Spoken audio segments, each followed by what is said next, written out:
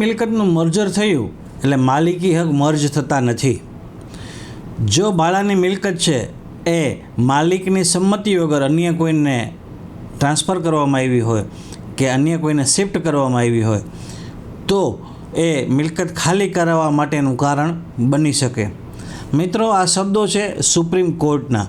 જી હા મિત્રો, હાલમાં જ 9 જુલાઈ 2026ના રોજ સુપ્રીમ કોર્ટે એક મહત્ત્વપૂર્ણ ચુકાદો આપ્યો છે, જેમાં સ્પષ્ટ કર્યું છે કે કોઈ પણ ભાડાની મિલકત હોય એમાં જો કોઈ સંસ્થા કે પેઢી ધંધો કરતી હોય અને એનું પછી મર્જ બીજી કોઈ સંસ્થામાં કે બીજી કોઈ પેઢીમાં કરવામાં આવે અને ત્યારબાદ એ જગ્યા ઉપર જો બીજી કોઈ સંસ્થા કે પેઢી ધંધો કરવા આવી જાય અને આ મર્જર વખતે જો માલિકીની સંમતિ લેવામાં આવી ન હોય કબજો બીજી સંસ્થાને સોંપતી વખતે, તો આવી મિલકત છે એ ખાલી કરવા છે એ મિલકતના માલિક છે એ હકદાર બને છે। મિત્રો જી હા, આ કેસ હતો British car company limited versus Hindustan commercial bank.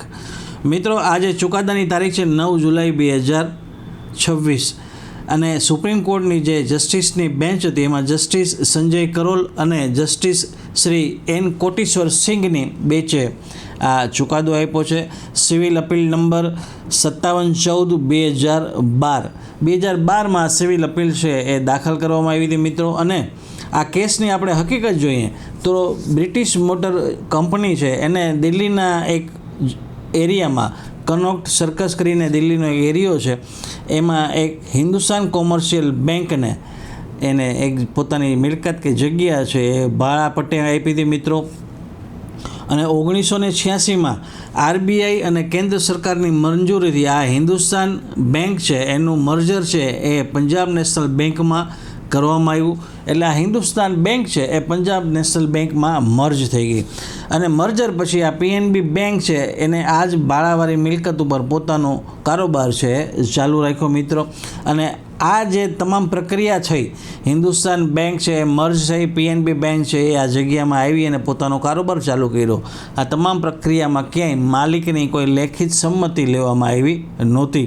એટલે માલિકે સેક્શન 14(1)(b) હેઠળ દિલ્હી રેન્ટ કંટ્રોલ એક્ટ મુજબ આ મિલકત છે એ ખાલી કરી અને એને કબજો સોંપી દેવામાં આવે એ મતલબની પિટિશન દાખલ કરી અને દિલ્હી રેન્ટ કંટ્રોલ જે ટ્રિબ્યુનલ છે એને માલિકની ફેવરમાં ચુકાદો આપ્યો અને એમ કીધું કે ભાઈ આ મર્જર વખતે માલિકની સંમતિ લેવામાં આવી નથી, એટલે આ મિલકત છે એ બેંકે ખાલી કરી દેવી જોઈએ અને માલિકને સોંપી દેવી જોઈએ। ત્યારબાદ છે એ આ ચુકાદાને ચેલેન્જ કરવામાં આવ્યો દિલ્હી હાઈકોર્ટમાં। દિલ્હી હાઈકોર્ટે છે ટ્રિબ્યુનલનો ચુકાદો ફેરવી નાખ્યો, પલટાવી નાખ્યો।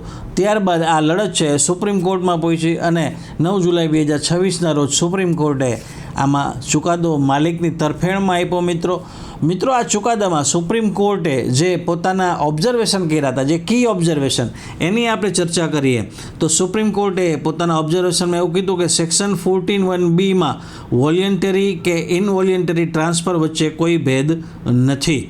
બીજું, મૂળ ભાડું અસ્તિત્વમાં રહેતો ન હોય તો નવી સંસ્થા દ્વારા કબજો લેવું પાર્ટિંગ વિથ પોઝેશન ગણાય। આરબીઆઈ અથવા બેન્કિંગ રેગ્યુલેશન એક્ટ મર્જરને માલિકના કાયદાકીય હકો ઉપર પ્રાથમિકતા આપી શકતું નથી। માલિકની લેખિત સંમતિ વગરનો કબજો એવિક્શન માટેનું પૂરતું કારણ છે। તો મિત્રો, આ ચુકાદો છે એ એવું સ્પષ્ટ કરે છે અને આપણને શીખવે છે કે જ્યારે કોઈ પણ ભાડાની મિલકત હોય એ જો અન્ય કોઈને ટ્રાન્સફર કરવામાં આવે અથવા તો એ પેઢી કે સંસ્થા છે અન્ય કોઈ બીજી પેઢી કે કંપનીમાં મર્જ થઈ જાય અને આ મર્જર વખતે બીજી કંપની આ જ જગ્યા ઉપર કારોબાર કરવા આવે અને જો માલિકની લેખિત કન્સેન્ટ કે સંમતિ લેવામાં ન આવી હોય તો એ મિલકત છે એ ખાલી કરાવવા માટે માલિક છે હકદાર બને છે। મિત્રો આ ચુકાદાનું વિશ્લેષણ તમને કેવું લાગ્યું કોમેન્ટ બોક્સમાં જરૂર લખજો અને તમારા કોઈ પણ પ્રકારના કાનૂની પ્રશ્ન હોય તો કોમેન્ટ બોક્સમાં જરૂર લખજો। કાયદાની વાતો એનો જવાબ આપવાનો પ્રયાસ કરશે મિત્રો ફરી પાછો નજીકના ભવિષ્યમાં નવા જજમેન્ટના વિશ્લેષણ સાથે તમારી સમક્ષ રજૂ થઈશ। ત્યાં સુધી મને રજા આપશો। પોતાનું ખૂબ જ ધ્યાન રાખજો। Take care. જય હિન્દ, જય ગરવી ગુજરાત। કાયદાની વાતો સાથે જોડાયેલા રહો, કાયદાના જાણકાર બનો અને હા, આ વિશ્લેષણ પસંદ આવ્યું હોય તો વિડીયોને શેર, લાઇક અને સબસ્ક્રાઇબ જરૂર કરજો। ધન્યવાદ। આવી જ રસપ્રદ અને ઉપયોગી માહિતી માટે કાયદાની વાતો સાથે જોડાયેલા રહો।